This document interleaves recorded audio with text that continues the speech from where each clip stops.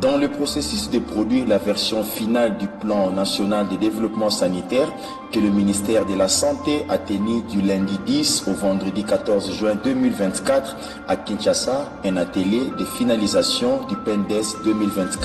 2024-2033. Cette rencontre se veut un cadre d'échange ouvert entre experts visés à présenter le PNDES dans son état de développement actuel, produit par la Commission en vue de recueillir des participants des propositions d'amélioration et les orientations de l'autorité. Pendant l'atelier, les travaux ont porté sur l'examen de la version avancée du PNDES produit par la Commission ad hoc mise en place à cet effet. Après cet exercice, 6 groupes de travail ont été constitués pour des travaux pratiques selon les domaines de compétences, notamment la commission prestations, la commission équipement, la commission médicaments, la commission information sanitaire et enfin la commission gouvernance.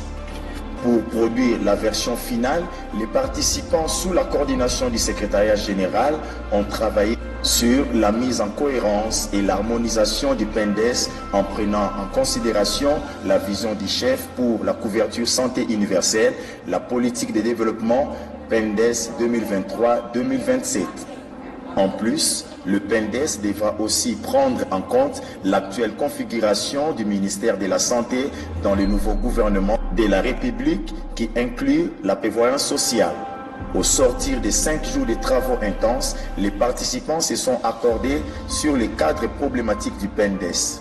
Et, en outre, plusieurs recommandations ont été formulées dont la composition d'une équipe restreinte pour continuer à finaliser les documents jusqu'à présenter un draft avancé. Il s'y est de souligner que plusieurs temps forts ont marqué ces assises, à savoir le mot du secrétaire général à la santé, Dr Yuma Ramazani, du représentant de l'OMS en République démocratique du Congo, le Dr Boureima Ama Sambo, le mot du directeur de l'ADEP, le Dr Kataba Thomas,